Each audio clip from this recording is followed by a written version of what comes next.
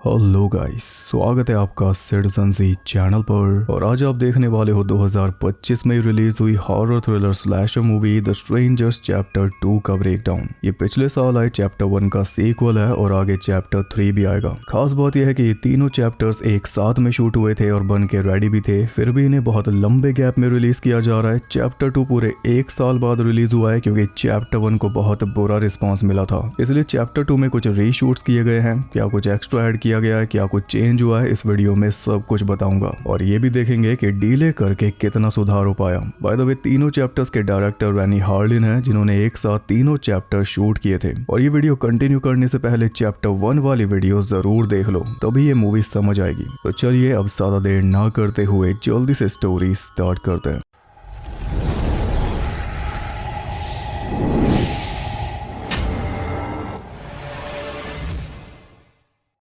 Chapter 1 में हमने देखा था कि माया और उसका बॉयफ्रेंड रायन वीनस नाम के छोटे से टाउन में फंस गए थे। वहां कैरल के डाइनर में उन्हें शैली नाम की बड़ी अच्छी वेट्रेस मिली थी, जो उन्हें घर तक छोड़ के आई थी रात बिताने के लिए। फिर उसी घर में स्ट्रेंजर्स ने उन पे अटैक कर दिया था। स्ट्रेंजर्स यानी स्केयरक्रो, डॉलफेस और पिन अप गर्ल। उस अटैक में स्ट्रेंजर्स ने रायन को मार दिया था और स्टैब तो माया को भी किया था, पर सही टाइम पे पुलिस के आने की वजह से माया जिंदा बच गई थी। फिर माया को हॉस्पिटल में भर्ती कर दिया गया था। अब हम आते हैं चैप्टर 2 में।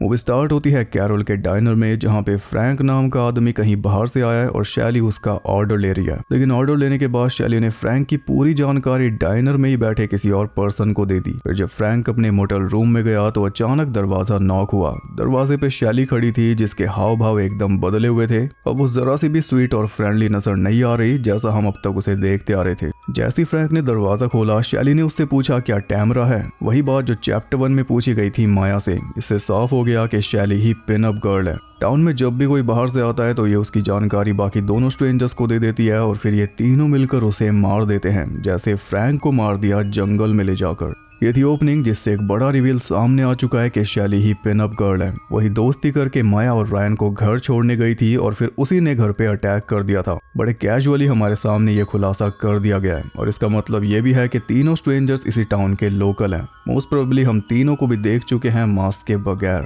खैर, इसके बाद हमें बताया जाता है कि 2023 में यूएस के अंदर 1670 से ज्यादा लोगों को स्ट्रेंजर्स ने मारा, वो भी रैंडमली चुन के। फिर हम माया को देखते हैं, जो भी हॉस्पिटल में एडमिट है और उसका इलाज कर रहा है डॉक्टर टेट और नर्स डैनिका। माया को खबर मिली कि रायन नहीं बच पाया, जिसे सुनकर वो टूट गई। फिर शेरिफ और डेप्यूटी उसका बयान लेने आए तो माया ने उन्हें सब कुछ बता दिया कि वो 3 मास्क पहने लोग थे और उनके पास एक ट्रक भी था, जिसके सहारे उन्हें ढूंढना आसान हो जाएगा। इसके अलावा वो किसी टैमरा के बारे में पूछ रहे थे। शेरिफ ने माया को पूरा भरोसा दिलाया कि हम उन किलर्स को पकड़ लेंगे और इसकी शक्ल देखकर ऐसा लग रहा है कि ये कुछ जानता है। जानता तो डेप्यूटी भी है, पर शेरिफ उसे बोलने नहीं दे रहा। हॉस्पिटल से निकलकर वो दोनों डाइनर में पहुंचे, जहां पे शेरिफ ने कैरल को बता दिया कि लड़की अभी जिंदा है, वो रिकवर कर जाएगी। और ये बात सुन ली शैली ने, जो इस इंफॉर्मेशन को आगे पहुंचाएगी। फिर हम जानते हैं कि क्या होगा। हॉस्पिटल में अटैक। यहाँ डाइनर में हम एक और लड़की को देख पाए जिसका नाम है जैस्मिन। क्या पता ये भी मेन बन जाए आगे। इसके अलावा हमें एक फ्लैशबैक सीन दिखाया गया शैली के बचपन का। जब ये बच्ची थी तो अपने स्कूल में पढ़ने वाले एक बच्चे को पसंद करती थी, लेकिन बीच में एक मीन बच्ची भी थी जो हर टाइम इसे नीचा दिखाती थी और पूरी कोशिश करती थी उस बच्चे को कब्जाने की। इसका कोई दोस्त भी नहीं था सिवाय एक डॉल के, जिसका फेस था पिन अप गर्ल वाला। वहां से मास्क की प्रेरणा मिली,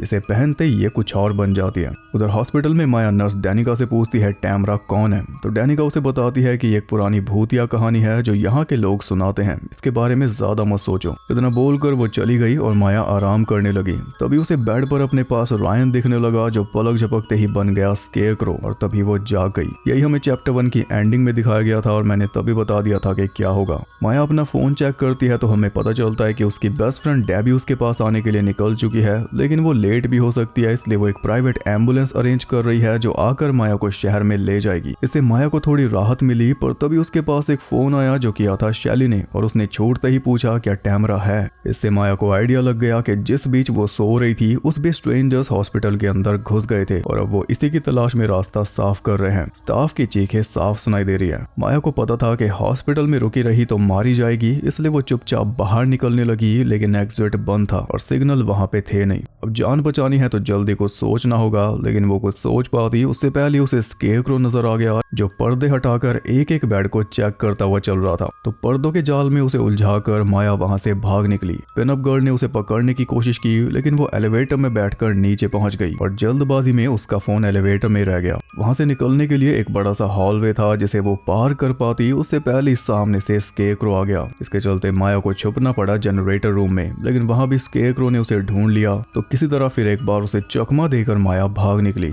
अब की बार वो जाके छुपी मॉक के अंदर अपने बॉयफ्रेंड रायन की डेड बॉडी के ऊपर। हमारे लिए ये 1 साल पहले मरा था लेकिन माया के लिए ये कल की बात है। पता नहीं कैसे कैसे तो माया की जान बची थी और अभी एक दिन भी पूरा नहीं हुआ स्ट्रेंजर्स फिर से इसके पीछे लग चुके हैं। इसके लिए कैसा एक्सपीरियंस होगा वो सोच ही सकते हो। खैर स्केरक्रो आया और उसने शायद माया को देखा नहीं या फिर देख के अनदेखा कर दिया क्योंकि उसी वक्त एक वर्कर अंदर आ गया। तो पहले उसे मारकर स्केरक्रो अपने साथ ले गया। इस बीच माया को मौका मिल गया इसलिए वो हॉस्पिटल से बाहर निकलकर पहुंच गई पास के हॉर्स फार्म पे, जहाँ पे उसे एक ट्रक भी मिल गया लेकिन चाबी नहीं मिली। चाबी ढूंढने अंदर गई तो वहां पे मालकिन ने उस पे गन तान दी। माया बोली कि मुझे शेरिफ के पास फोन करना है तो मालकिन बोली कि शेरिफ तुम्हारी कोई मदद नहीं करेगा क्योंकि वो इससे आगे कुछ बोल पाती उससे पहले पिनअप गर्ल ने तीर मारकर उसे खत्म कर दिया। माया ने उसकी गन उठाकर गोली चलाई पर तब तक पिनअप गर्ल भाग निकली और गन में सिर्फ एक ही गोली थी इसलिए फिर माया को भी भागना ही पड़ा। वो जाके अस्तबल में छुप गई तो पिनअप गर्ल चाकू लेके वहां भी पहुंच गई, लेकिन इस बार माया भी तैयार बैठी थी। जैसी वो नजदीक आई उसके अंदर पिचफोर्क घुसाकर माया भाग निकली और जाके छुप गई बाथरूम में क्योंकि स्केरक्रो अब भी पीछे लगा हुआ था और दरवाजे तोड़ने में वो माहिर है इसलिए उसने दरवाजे के पार से ही माया को पकड़ लिया। तब किसी तरह अपने बाल फटवाकर वो विंडो से कूदकर भागने में कामयाब हुई। भागते भागते रोड पर पहुंचकर उसने कार रुकवा ली जिसके अंदर थी नर्स डैनिका और उसकी एक्स आर्मी सोल्जर दोस्त क्रिस, जिसकी जैकेट डैनिका ने माया को पहना दी। माया बोली कि जल्दी चलो, पर तभी डैनिका ने कार के दरवाजे लॉक कर दिए जिससे माया बुरी तरह पैनिक करने लगी क्योंकि उसे ऐसा फील हो रहा था कि वो फंस चुकी है। डैनिका ने उसे समझाया कि तुम मेरे घर चलो, वहां पे तुम्हारे घाव को ट्रीट कर दूंगी, उसके बाद तुम आराम कर लेना। माया को उनके ऊपर यकीन नहीं हो रहा था लेकिन विरोध करके कुछ हासिल भी नहीं होने वाला था इसलिए वो प्ले अलोंग करने लगी। डैनिका ने रेडियो ऑन किया तो उस पर रिलीजियस प्रीचिंग चल रही थी जो इस टाउन में काफी सुनाई देती हैं और दिखाई भी। कार के अंदर मिट्टी में सने जूते पड़े थे जो माया की धड़कन और तेज कर रहे थे। उसका शक और ज्यादा बढ़ता जा रहा था इसलिए वो पहले ही अपनी तैयारी में लग गई। जैकेट उसके पास आ ही गई, वो जूते उसने चुपचाप खुद पहन लिए और कार में रखी फर्स्ट एड किट भी अपनी जेब में डाल ली अपने स्टैब वुंड को ट्रीट करने के लिए। उसकी पूरी तैयारी हो चुकी थी कि तभी डैनिका ने कार रोक दी सामने से जा रहे 2 लड़कों को देखकर। फिर बाहर निकल के उनसे बात की जिसके बाद वो दोनों भी कार के अंदर आकर बैठ गए और ऐसे में माया की क्या हालत थी उसका अंदाजा हम भी लगा सकते हैं। उसकी जगह खुद को रख के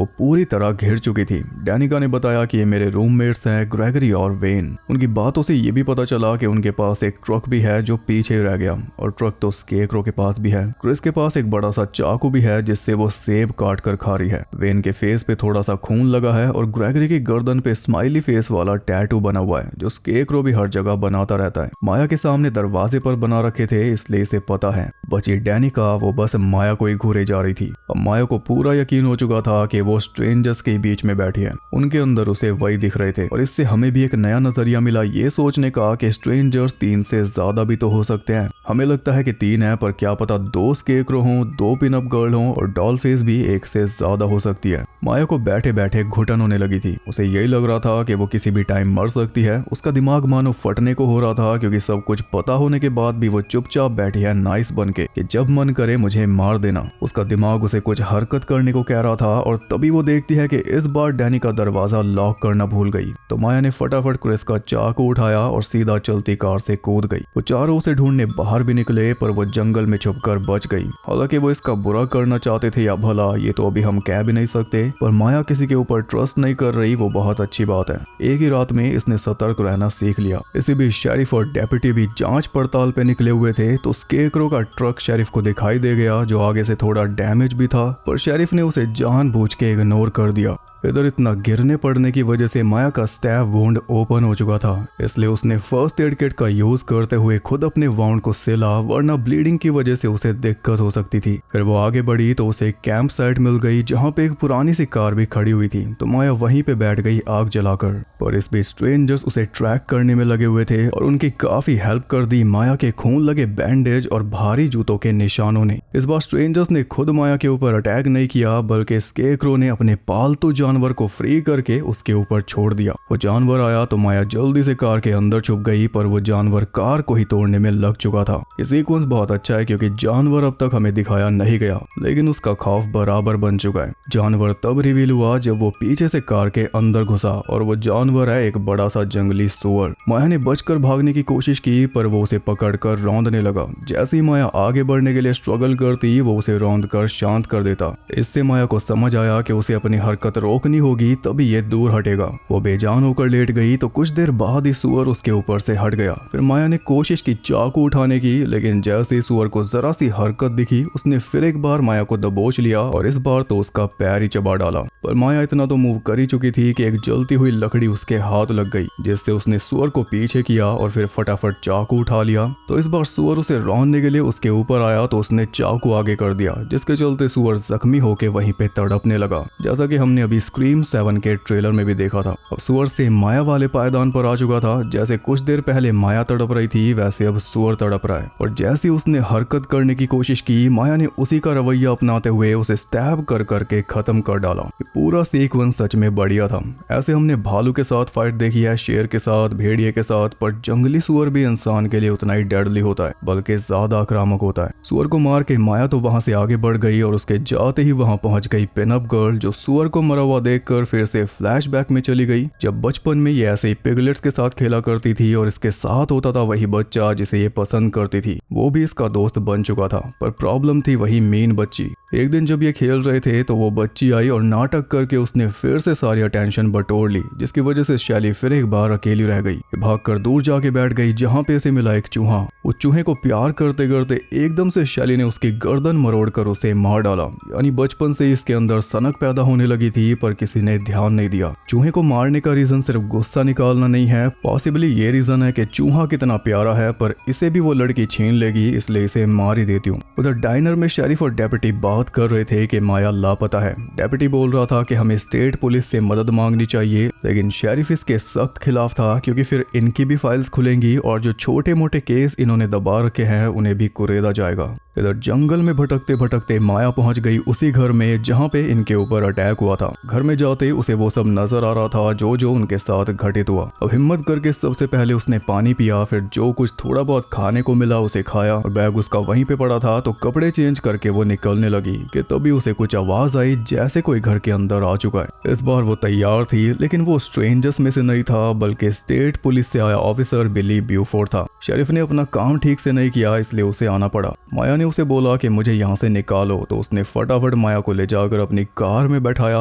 लेकिन वो खुद बैठ पाता उससे पहले पिनअप गर्ल ने उसकी आंख में तीर मार दिया। ये देखकर माया ने जल्दी से कार भगा डाली, लेकिन एक तीर इंजन में भी लग चुका था, जिसके चलते आगे जाकर कार रुक गई एक घर के सामने, और वो घर था नर्स डैनिका का। होश दिखाते हुए जिनसे बचकर भागी थी, घूम फिर कर उन्हीं के पास आकर बेहोश हो गई। जब होश आया तो उसने खुद को बेड पर पाया। डैनिका ने उसे अच्छी तरह पैचअप कर दिया था, लेकिन अपनी बॉडी पर लगे इतने सारे स्टिचेस और चोटों को देखकर उसके आंसू रुक नहीं रहे थे। फिर भी खुद को संभालते हुए उसने कपड़े पहने, फिर चुपचाप वहां से निकलने की कोशिश करने लगी। और तभी उसके सामने आ गया ग्रेगरी, जो काफी अजीब बातें करके उसे डरा रहा था। उसकी बातों से हमें पता चला कि कुछ सालों पहले चर्च ट्रिप पे उसने ये स्माइली वाला टैटू बनवाया था, और ऐसा टैटू यहाँ पे कई लोगों ने बनवा रखा है। फिर से वही रिलीजियस एंगल, और इस वक्त घर में वही रिलीजियस प्रीचिंग भी चल रही है। वो एकदम माया के अंदर ही घुसा जा रहा था। तब डैनिका और बाकी दोनों ने आकर उसे भगाया। यहाँ पे उन सब की बातों से माया को यह भी पता चला कि ग्रेगरी के पास उसके ग्रैंड पेरेंट्स का छोड़ा हुआ अंधा पैसा है और एक सेल बोट भी है। ये इसलिए बता रहा हूँ क्योंकि क्या पता उसी बोट का यूज करके माया यहाँ से निकलेगी चैप्टर 3 में। खैर डैनिका माया को बोल रही थी कि तुम्हें रेस्ट करना चाहिए, लेकिन माया को उन पे भरोसा था ही नहीं। तो भरोसा जीतने के लिए डैनिका ने उसका फोन उसे वापस कर दिया, जो कि हॉस्पिटल से बरामद हुआ था। फोन मिलते ही माया ने अपनी दोस्त डेबी से कांटेक्ट किया, तो उसे पता चला कि एम्बुलेंस बस पहुंचने वाली है, और हम देखते हैं कि एम्बुलेंस टाउन में पहुंच चुकी है। ड्राइवर अभी गैस स्टेशन पर रुका है फ्यूल भरने के लिए, लेकिन वहां पे मैकेनिक रोडी वही अपना रोड बर्ताव दिखा रहा है, और उसने ड्राइवर से सब कुछ जान लिया कि वो क्यों आया है।